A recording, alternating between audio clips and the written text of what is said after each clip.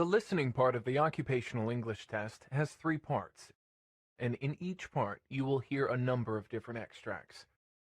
At the beginning of the test, you will hear a beep sound. You will have time to read the questions before you hear the extracts. You will hear each extract once only. You have to complete your answers as you listen. At the end of each test, you will be given 2 minutes to check your answers. Part A.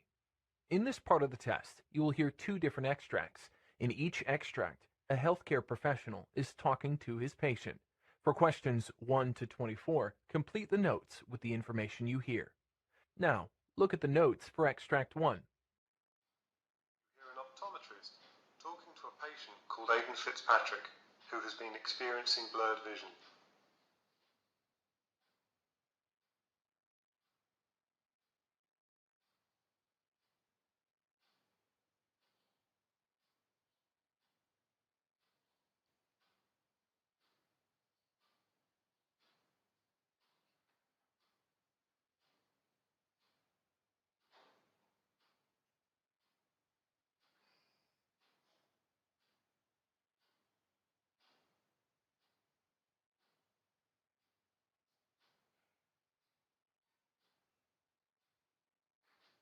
Hi Aidan, I'm Dr. Salkeld. Could you start by telling me about what's been going on with your vision? Sure. Well, I guess it must have started a while ago, but I didn't really notice it properly until about 2 weeks ago. I was working in my garden and I noticed that I was having a hard time reading the instructions on the gardening products that I just bought. I normally stick to the one I've been using for years, but I thought it'd be nice to try something different. Anyways, it kind of felt like everything was fuzzy around the edges and I just couldn't see the letters clearly. After talking to my daughter, she mentioned that I've been using increasingly more light to read at night and even pulling things closer to me to read. I hadn't even noticed. So I went out and got some of those glasses they sell at the pharmacy and they helped, but my doctor said that it'd be better if I came to see an eye doctor. Well, they made things less blurred anyway, I guess. My vision's still not crystal clear or anything when I use the glasses, but I wasn't really expecting that. I still notice that I'm squinting to see things. It's mostly when I'm trying to read something close up, like small writing. I'm better when things are at a distance. I don't know if it's related, but I've also noticed a pretty persistent headache. I guess it's kind of at the sides of my head, I suppose. It comes and goes, but it's definitely worse when I'm having trouble seeing something. When it gets really bad, I just take a fast-acting ibuprofen and that tends to sort it out. Ever had any vision problems before? When I was little, at some point in elementary school, I think I had glasses, but I'm sure I broke them and we just never got round to having them replaced. My brother has glasses that he's been wearing for years. I don't really know a whole lot about what's wrong with his eyes. Maybe he's short-sighted. Oh, but that reminds me. My brother thought I should mention that a couple of months or so ago, I was pretty ill. I was suffering from sinusitis. And anyway, I left it pretty late to go and see the doctor about it. Kind of thought that it would just sort itself out. Anyway, it lingered for a while, so when I told my doctor, he gave me some antibiotics and it cleared up pretty quickly after that. Well, for the most part, although I still feel like I have a cold. Other than that, I've been in really good health for the last few years. I take my health really seriously. I'm not sure if the doctor told you, but I used to be quite overweight. But I lost it all after a bit of a wake-up call some years back. I had what you guys call a myocardial infraction. It was pretty scary and I was quite overweight at the time and really stressed out about my job. Since then, I've made a real effort to look after myself properly. I'm glad to hear it. So, in terms of your blurred vision, what do you think might work for you? Well, I don't particularly like the idea of wearing glasses all the time, but touching my eyes freaks me out, so contact lenses are definitely not an option.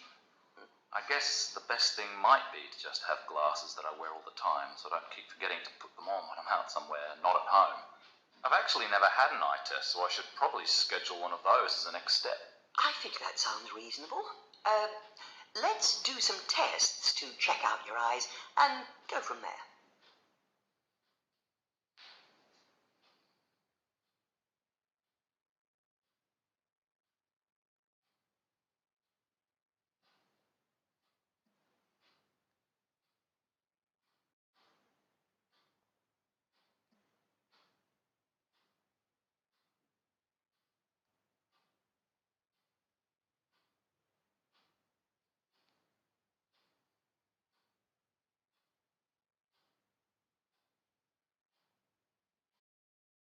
Now look at the notes for Extract 2. Extract 2, questions 13 to 24. You hear an optometrist talking to a patient called Marcia Samarina. For questions 13 to 24, complete the notes with a word or short phrase.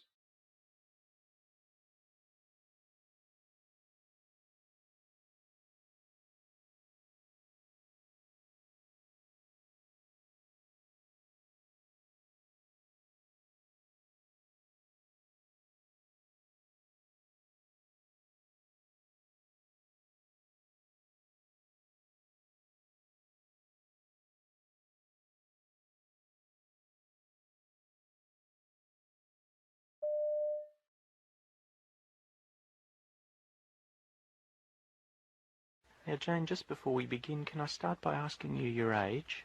I'm 25. Okay. And what brings you in today, Jane? What's the problem? Well, I've been feeling a bit tired for the past few weeks, and I don't seem to have much energy to do anything, really. And I was wondering if you could tell me what's wrong with me. Okay.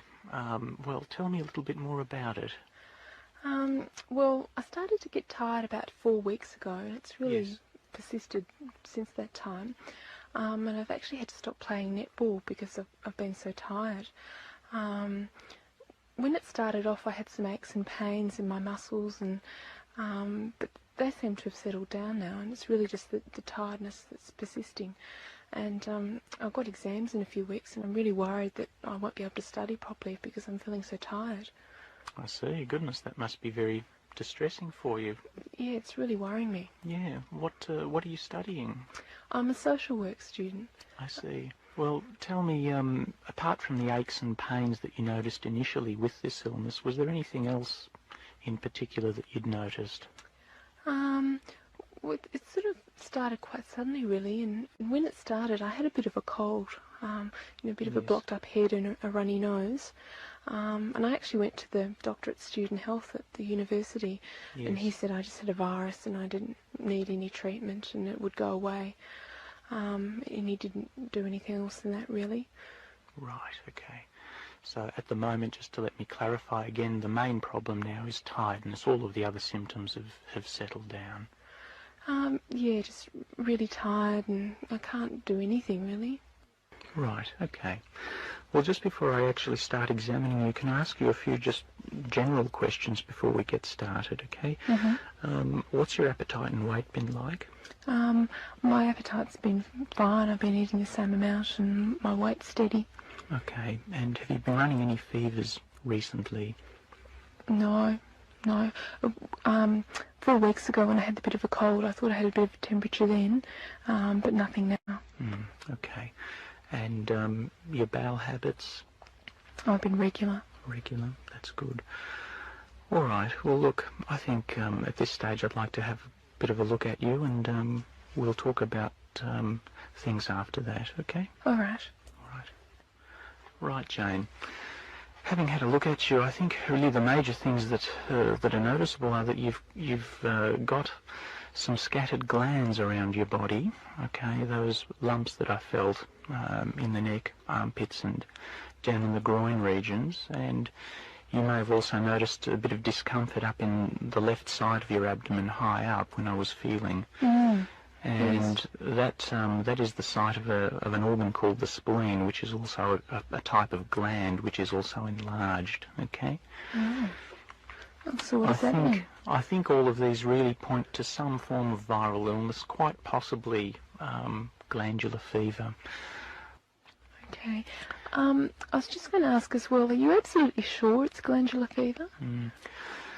It's highly suggestive, okay. I can't be totally certain at this stage without really doing some tests to confirm it, and I think that would be a good idea to do. What sort of tests are they? It's a blood test, and it will involve a small sample of blood being taken. Really, what I'll do is do a specific test for glandular fever as well as looking at your blood in general to make sure that there are no other possible problems there. And that can tell for sure if it's glandular fever? Yes, that's correct. Right. And when you do the blood test, can you see if I'm anemic as well? Yes, certainly. Is that a particular concern of yours? Yeah, well, I've been having all those ads on the TV, about if you don't eat enough meat, then you might be anemic, especially if you're tired. And I was wondering if that was my problem as well.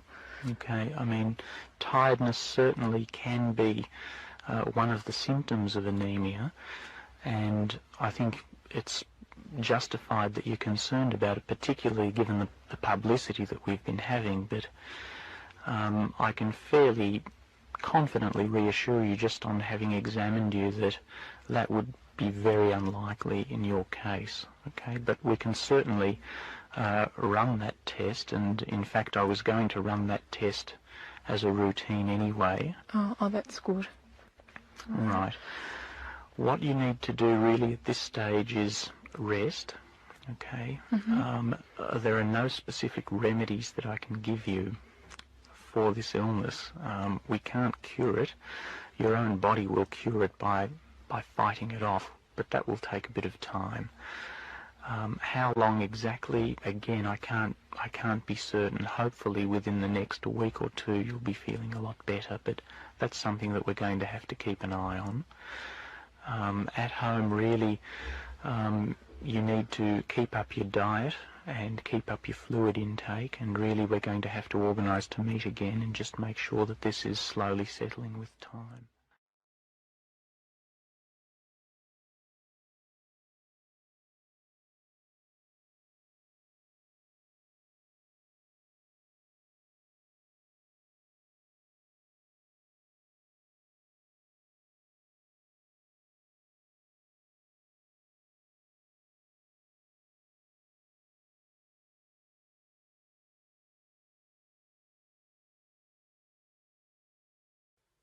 That is the end of Part A.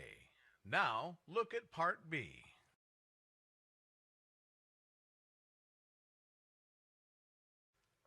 In this part of the test, you will hear 6 different extracts. In each extract, you'll hear people talking in a different healthcare environment. For questions 25 to 30, choose the answer A, B, or C, which fits best according to what you hear. You will have time to read each question before you listen to the audio. Complete the answers as you listen to the audio. Now, look at the question 25. You hear a discussion between a doctor and nurse about different complications following heart attack.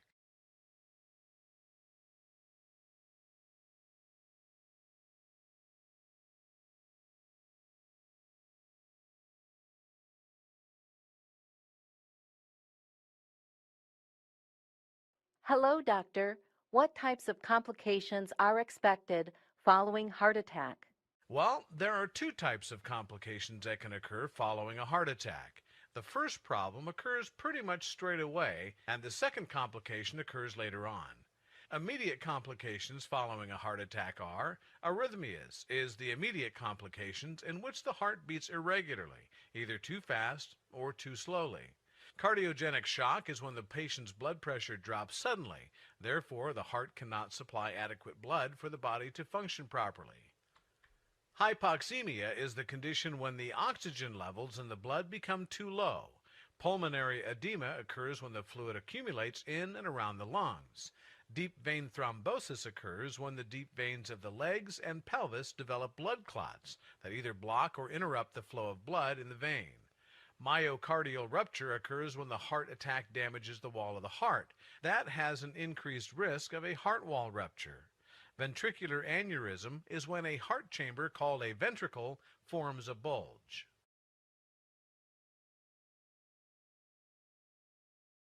Question 26. You hear the discussion between 2 doctors about the impacts of acute kidney injury.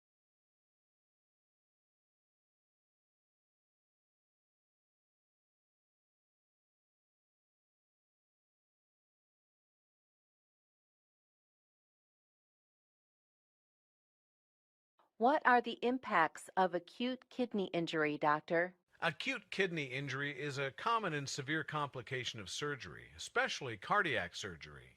Often, the complication is associated with higher rates of morbidity, mortality, and cardiovascular events, longer hospital length of stay, and higher cost. During stage 1, there will be an increase in serum creatinine of 1.5 to 1.9 times baseline, an absolute increase of at least 0.3 milligrams per deciliter, or a urine output of less than 0.5 milliliters per kilogram per hour for 6 to 12 hours. During stage 2 of acute kidney injury, there will be an increase in serum creatinine of 2.0 to 2.9 times baseline, or urine output less than 0.5 milliliters per kilogram per hour for 12 or more hours. During stage 3 of the condition, there will be an increase in serum creatinine of 3 times baseline, an absolute increase of at least 4 milligrams per deciliter, initiation of renal replacement therapy, urine output less than 0.3 milliliters per kilogram per hour for 24 hours or more, or anuria for 12 or more hours.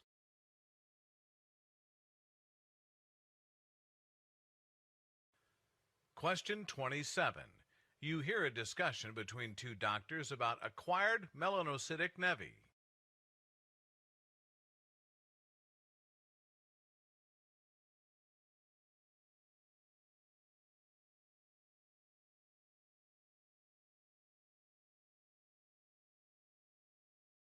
Hello, doctor. What are acquired melanocytic nevi? Acquired melanocytic nevi are clumps of melanocytes that originate during childhood but manifest during 30 to 40 years of age. Junctional nevi form macules, with the skin markings becoming slightly more prominent. They are circular flat lesions with a uniform brown coloration. They have lentiginous cells, which are round or oval or spindle-shaped. Dermal nevi are raised pale brown or skin-colored lesions, and often hairy, having focal globules and fine vessels or pale areas. Pseudohorn cysts may be seen. The cells are epithelioid with amphiphilic cytoplasm, and the melanin is in granules. Compound nevi may be raised with a wart-like surface in certain cases, and are usually lighter brown than junctional nevi are. They have round or oval globules of pigment, and these may form cobblestone patterns.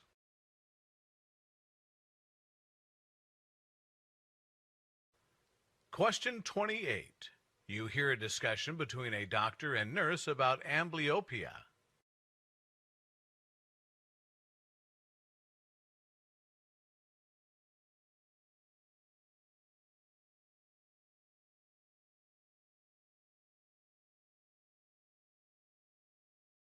Hello, doctor. Can you explain what is an amblyopia? Well, amblyopia is the medical term for lazy eye that refers to a condition in children where the vision in one eye fails to develop adequately. This usually affects ability of the child to see using the weaker eye. In strabismic amblyopia, a squint develops due to a mismatch between the muscles that support the position of the eyes. Therefore, the brain ignores the eye that is not straight and relies on the images generated by the stronger eye. In a condition called anisometropic amblyopia, the refractive error is greater in one eye than the other eye. Therefore, the brain ignores the more farsighted eye and relies instead on the eye that provides a clearer picture. However, the weaker eye remains straight. Therefore, the defect may go unnoticed by the parents or primary care doctor. In the condition called deprivation or occlusion amblyopia, one eye is deprived of vision due to the development of a blockage, such as a cataract. The ocular media becomes opaque, preventing visual information from reaching the brain.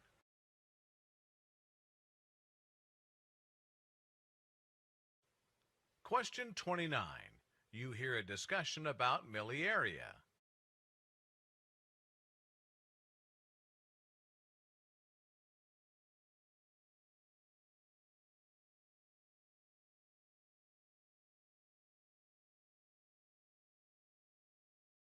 Hello, doctor. What is miliaria? Well, miliaria is the conditions associated with sweat retention in the skin.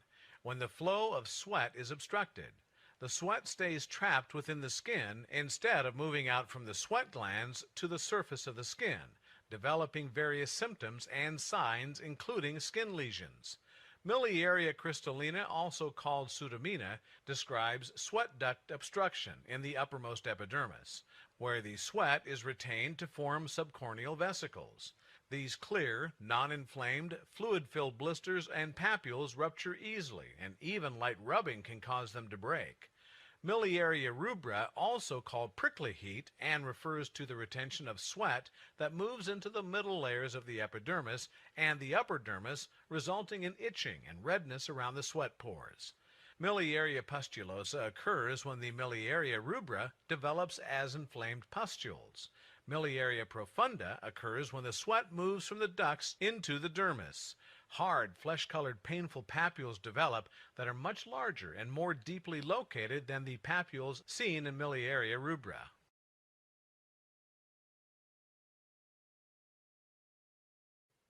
Question 30. You hear a lecture about different type of stents.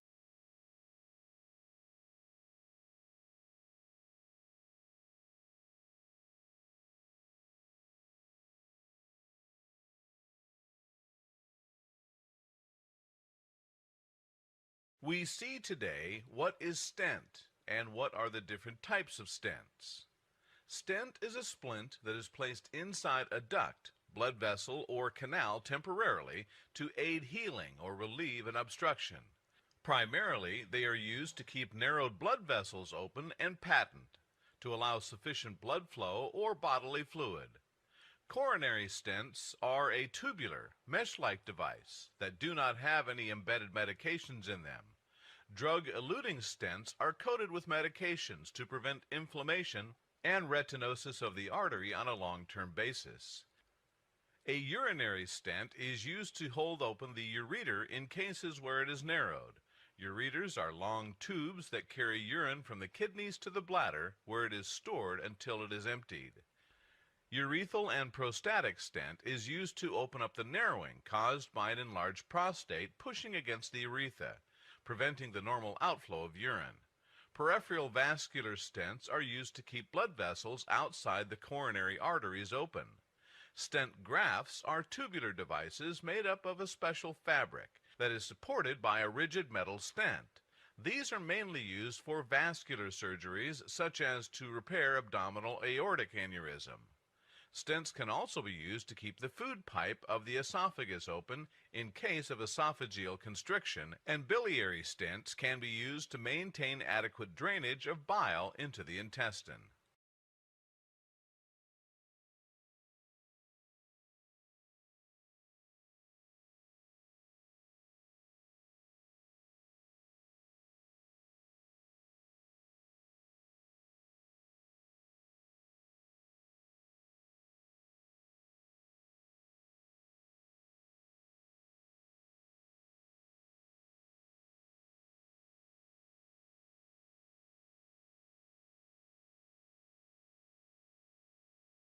This is the end of Part B. Now, look at Part C.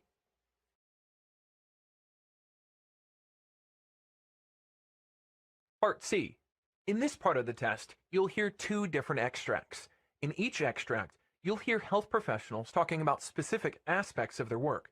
For questions 31 to 42, choose the answer, A, B, or C, which best fits according to what you hear. Complete the answers as you listen to the audio. Now, look at Extract 1. Extract 1, for questions 31 to 36. You hear the lecture given by a physician on the standard method of diagnosing attention deficit hyperactivity disorder. You have 90 seconds to read questions 31 to 36.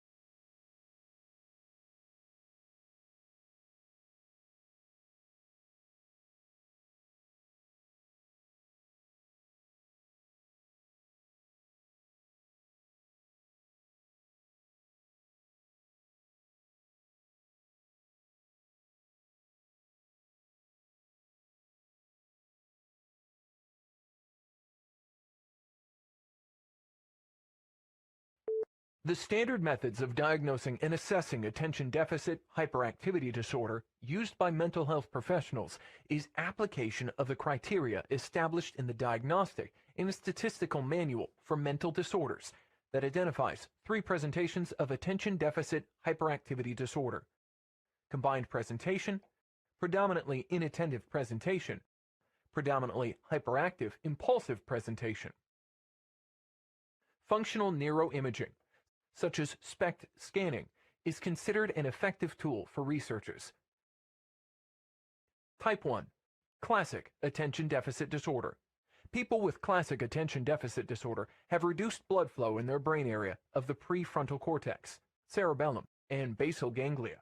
The basal ganglia produces dopamine. Type 2. Inattentive attention deficit disorder. People with inattentive attention deficit disorder are often described as daydreamers, space cadets, and couch potatoes. This type is more common in girls than boys and is often diagnosed later in life because people with type 2 inattentive attention disorder don't have behavioral problems. People with this disorder have reduced activity in the prefrontal cortex as well as low levels of dopamine.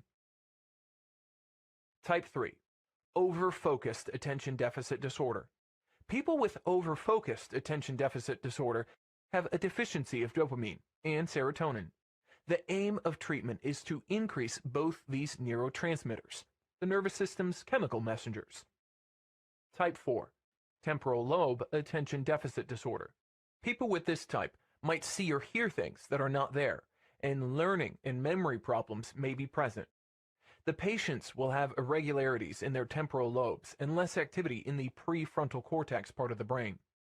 The aim of treatment is to soothe neuronal activity and stop nerve cells from overfiring or firing unpredictably. Type 5. Limbic attention deficit disorder. People with limbic attention deficit disorder have excessive activity in the limbic section of the brain, which is where moods are controlled. They have reduced activity in the prefrontal cortex, both when relaxing or focusing on a task. Type 6. Ring of fire attention deficit disorder.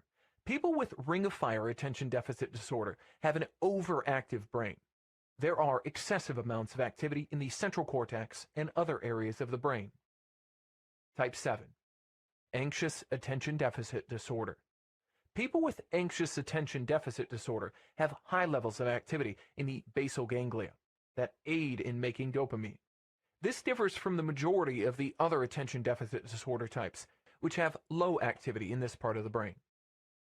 It is possible to have more than one of these types of attention deficit disorder. For example, a common combination is overfocused, limbic, and anxious types.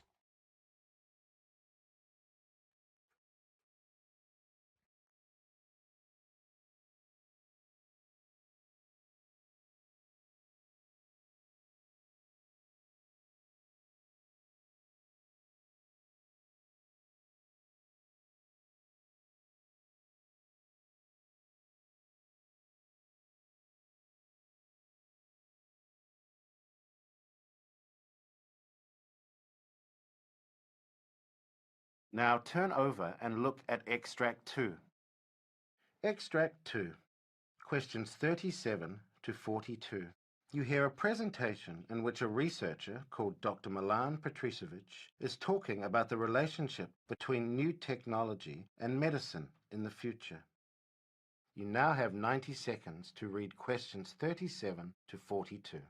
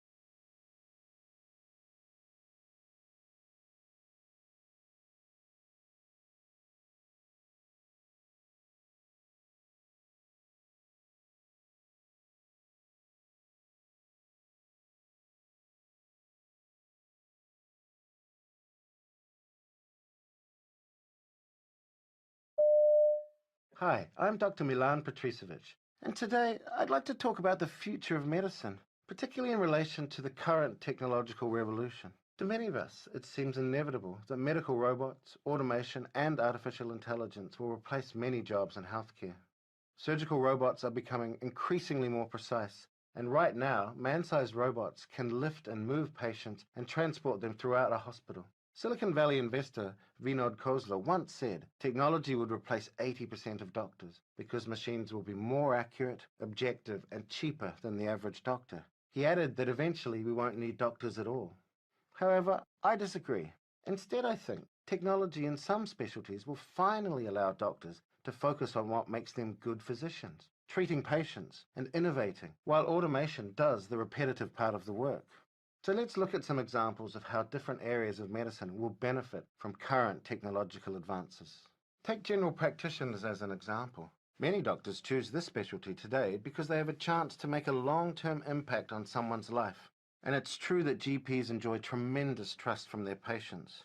But seeing someone only when they are sick makes it hard to prevent disease and ensure someone's long-term well-being. It's even harder to do this when waiting rooms are overflowing and you only have 15 minutes to diagnose the illness, design a therapy, and offer health advice. In the future, wearable sensors and devices that stream data to a doctor's smartphone will notify them whenever vital signs are acting up and provide them with all the data they need wherever they are.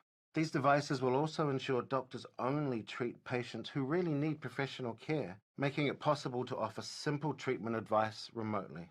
In turn, this will increase the time GPs have to treat and advise each patient, building trust and ensuring patients act on a doctor's advice. What's more, smart algorithms will allow GPs to tap expert advice on their patients' conditions and act as a gatekeeper, connecting patients to other specialties. And these are just a few examples. So what about radiology? Well, already IBM's medical sieve shows how artificial intelligence algorithms can scan hundreds of radiology images in seconds, doing the repetitive job of finding malignant or out-of-place phenomenon that currently radiologists have to do daily. This technology won't replace this important specialty. Instead, radiologists will have time to supervise how the algorithm is doing, or to research and innovate, making the technology behind these devices even better. Their time will be much more productive rather than spent checking hundreds of x-rays a day. Ophthalmology will bring science fiction technologies to patients in the near future. Retinal implants might give vision back to those who have lost it, or even give humans supervision, augmenting what we can already do. In sports medicine and rehabilitation, the first forms of activity records from tech like Fitbits all focused on people who exercised regularly, but only provided basic insight into how they were performing. Now, a new generation of devices tailored to professional athletes is hitting the market, with apps providing detailed insights into movement patterns and force output in any movement. Sports medicine physicians will have concrete data to measure how athletes are improving. By the time these reach the mainstream public, sophisticated algorithms will be ready to analyze data from these devices and provide personalized suggestions to improve performance and to speed up recovery. Similarly, video consoles from Xbox to Microsoft Kinect will offer a way of monitoring how a patient is doing from a distance by seeing their progress liquidly on a screen. In oncology, this specialty will pave the way for personalized medicine.